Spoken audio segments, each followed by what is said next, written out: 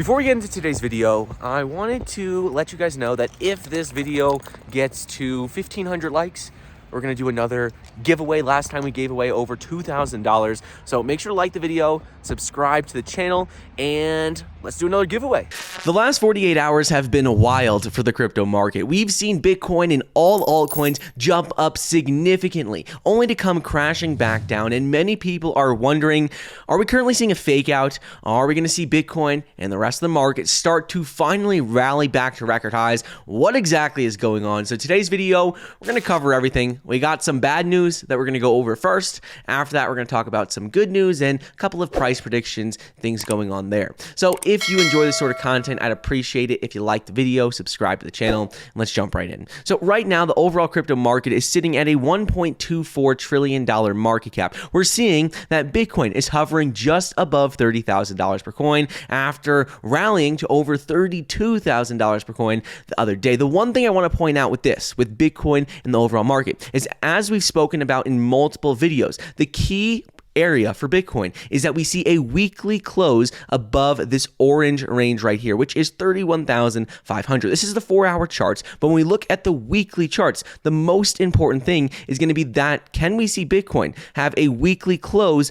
above 31,500, because you could see we had tried to break out above it earlier in the week only to come crashing back down. So in order for us to confirm a bullish outlook to start rallying to new record highs, I'd like to see a close on the weekly charts above 31,500, which you could see we did go above just briefly. We wicked above that. Now let's talk about some of the bad news in the market before we get into good news with Cardano and a couple of other things. So first piece of bad news is going to be with Solana.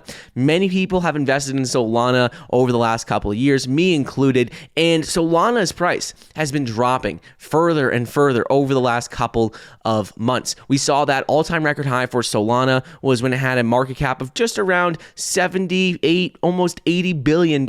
Now its market cap is currently sitting at just 13 billion. But the important thing here is not about prices, but what's actually been going on with Solana, which we pointed out multiple times over the last year. And that is that Solana had another outage in its network. It was a 4-hour outage, and this is a very common occurrence for Solana. We've seen it happen multiple times in the past, and my biggest concern here is that if you're a Solana investor, there are dozens of other layer 1 cryptocurrencies out there that don't have these issues. So yes, Solana has seen massive growth in terms of its NFT ecosystem, more dApps being built, but if we continue to see Solana have these outages basically every month, that is going to really hurt Solana long term, and I think could be something that ultimately makes it continue to drop, because we need to see Solana not have outages. Cardano never has any outages. Cardano always is secure and safe. So just keep that in mind as a Solana investor, that when you look at this chart right here, you could see there was an outage in April, outage in May, our outage already in June. This is a common occurrence. We saw in January 2022 that there was an outage every single day for 7 consecutive days. This is an issue. So they either need to fix this, or I would just be very cautious and hesitant with how much Solana you're holding. It's not that I'm bearish on it, but it's something to keep in mind. Next thing that isn't great news is going to be with Gemini. And most of the time, these pieces of news, things that aren't great, seem to get the most attention. So I don't want to give too much attention to them, but let's talk about it. Gemini just announced that they're laying off 10% of their staff to prepare for crypto winter. And the important thing here is that it's like, yes, that isn't a good sign. We're seeing a lot of crypto companies start to reduce their staff, not hiring as many people, even laying people off because they are a little bit worried about the market, and we've seen lower volume on exchanges. But while Gemini is laying off 10% of its staff, they said it was a difficult decision to make. That's not the case for all crypto exchanges and throughout the entire market. So yes, this is getting the headlines, but let's look a little bit deeper at what is actually going on with other exchanges, because maybe just Gemini isn't doing as well, and there's other exchanges that are starting to take over. One of which brings us to the good news. That is FTX. FTX has officially surpassed Coinbase as the second biggest centralized exchange as of May 2022. This is according to recent data that came out, compiled by the Block Research. And the important thing with this is that, yes, we're seeing some crypto exchanges struggle. We saw Coinbase record losses. They had $430 million in net loss in Q1 of 2022.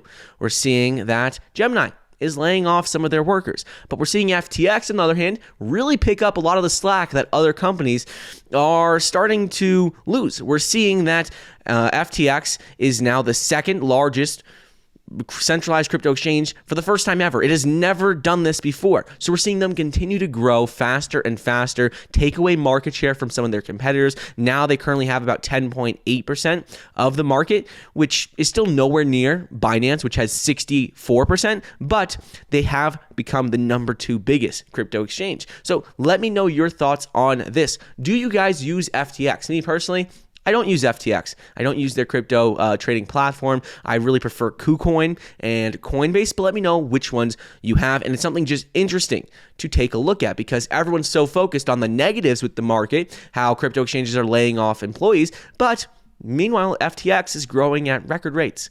Now let's get into some of the other pieces of good news, which is with Chipotle before we dive into Cardano. So Chipotle, one of my favorite restaurants, I'm probably going to go there for lunch later. They're actually seeing that now they accept cryptocurrency in all of their US stores. So according to a recent announcement, they said that now in over 3,000 Chipotle restaurants across the United States, they accept cryptocurrency, so Bitcoin, Ethereum, and 98 other cryptocurrencies with a partnership with Flexa. Flexa is a payment network that supports Bitcoin, Ethereum, nearly 100 different cryptocurrencies. And the way to actually pay with Flexa is you're going to need to either download Gemini or SPEDN app, which allow you to store your cryptocurrency, and then you could just tap and pay it at checkout when you're at a Chipotle. So this is something exciting because Chipotle isn't the first restaurant to be doing this. We're seeing Taco Bell, KFC, Chick-fil-A, many other restaurants in the US are looking at integrating cryptocurrency payments into one of their payment options for customers. So this is something very exciting to see that Chipotle has officially rolled this out. Now let's talk about what's been going on with Cardano. So Cardano just had a new monthly wrap-up report for on-chain data that came out for May 2022. And this looks really good. So let's look at some of the highlights of this first. So the highlights with this is that transactions on Cardano's blockchain increased 7.74% in the month of May, all the way up to 42.5 million. Native tokens, so think of that like NFTs, really increased to 5.03 million, up 8.6%. These are some of the biggest, most important numbers in my opinion. And we're seeing that Cardano is consistently growing every single month despite market conditions, even in terms of wallet addresses. So we're seeing that wallets increased nearly 2% and delegated wallets increased just about 0.25%. The important numbers, though, in my opinion, are how many transactions are taking place on the blockchain, how many NFTs are being used, how many projects are on the blockchain, and we're seeing that 947 projects are currently being built. So those are the important numbers, and the most important numbers for Cardano are continuing to grow at nearly 10% every single month, month over month, and this is really one of the main factors as to why we have seen Cardano's price start to bounce back faster than other cryptocurrencies. Right now, when we're looking at Cardano's price, it started to rally much faster than the rest of the market. It was up 50% in a matter of 2 days.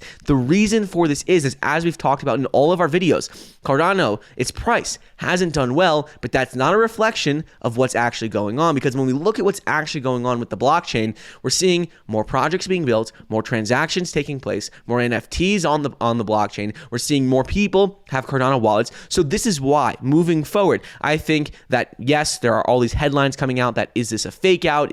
Are we seeing a breakout? That doesn't matter. Long term, when we're looking at Cardano, when we see the market recover, we see Bitcoin start to rally, really enter a bull market, I think we're going to see Cardano's price rally significantly faster than most cryptocurrencies because it has been beaten down so badly, and because its ecosystem is actually growing at a very fast rate. So that's what's been going on with Cardano, with the overall crypto market. We covered some bad news, some good news, but let me know your thoughts about everything going on right now. Hope you enjoyed today's video, and I'll see you guys in the next episode. See ya.